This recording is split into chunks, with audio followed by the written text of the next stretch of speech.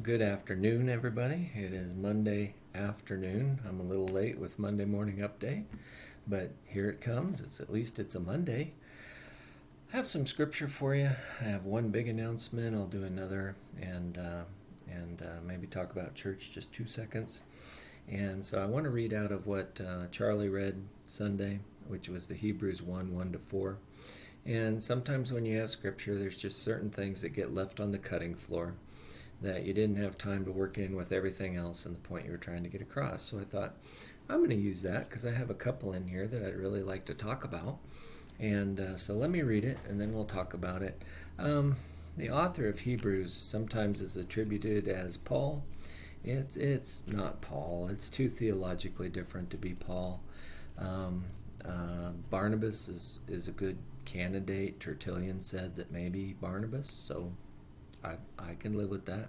Apollos is another possibility that the Reformation got really excited about Apollos. So whoever it was, it's a guy who really knows, well versed, a master in the Greek of the day.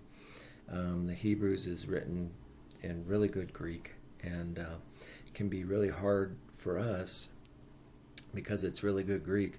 The longer you can make a sentence go, the better that Greek is. We would call it a run-on sentence and say, put something in there. No, that's beautiful. And so it's hard to read in Greek, so I'm going to do English. Here we go. In the past, God spoke to our ancestors through the prophets at many times and in various ways. But in these last days, he has spoken to us by his Son, whom he appointed heir of all things, and through whom also he made the universe. The Son is the radiance of God's glory and the exact representation of his being, sustaining all things by his powerful word. After he had provided purification for sin, he sat down at the right hand of the Majesty in heaven. So he became as much superior to the angels as the name he has inherited is superior to theirs. Okay, 1-4. One thing I want to look at is verse 3. Is the Son is the radiance of God's glory and the exact representation of God. In the past, what we always had was God would tap somebody on the shoulder. Let's use Moses, for example, and say, hey, Moses, say this. And then Moses, close as he could, a facsimile, a copy, as best as he could remember, would say those words to the people. Jeremiah would write them, Isaiah would write them, Hosea would write them. But at the end of the day, they're not the exact words of God. All right, they're close. I mean, they're what we heard. They're what we remember. Kind of like the temple on earth is not the true temple of God, which is in heaven, but it's close. It's close. So it's a good copy. And so what the author here is saying is we've had good copy in the past, but when Jesus came, he is the exact representation of God. And so therefore the words that Jesus speaks are the words of God. He didn't hear it from God. It is from God, if that makes sense to you. So an intertwining of the Son and the Father in a way that other prophets and even angels just can't match that intertwining. And that is why the author of the book of Hebrews feels Jesus Christ is so critical to our faith. All right?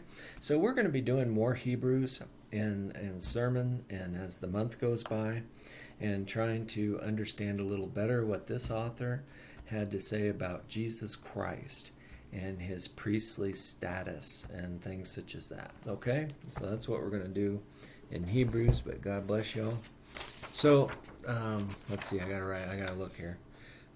Saturday, October 9th, from 1 to 4 p.m., we're having a benefit for Aurora Ortiz, and we invite you all to come, and Tumbleweed is going to be performing, and there's a dinner plate, and there'll be tickets at the door if you want to come. And so Aurora is dealing, and she's fighting with brain cancer, and so we are going to fight with her as a church and support her with that fundraiser. So we look forward to that day. Even if it's not for the greatest of reason, it's for the best of causes. So we look forward to that day. Next week, we're have the elders meeting on the 12th, and they're supposed to have some scripture done for me and be ready to go on that. We may not get to the scripture because some other things may come up, but elders definitely 6 o'clock down in Fellowship Hall. And so we'll invite the elders down. We also have some other announcements that are coming later. I'm not going to piggyback them in here so that they don't all get lumped together. Let me just say this. We've got some stuff going on at the church this month. It's a busy month. And so we're going to invite you to join us in a busy month and participate in that. And I think it'll be a great month. And by the time the month's over, we'll go, whew, that was a great month, okay? That's really all I have for today. Don't forget, if you didn't come this week, church is at 10, and Sunday school is at 9. And that's adult and youth. And so come on at 9 if you want to do Bible study. And then church itself is at 10. And we're going to keep doing that through the winter, up to and probably past Easter. And then we'll see where we are from there. All right. Well, that's all I have today. So God bless you all real good. Have a great day, and I'll talk to you later.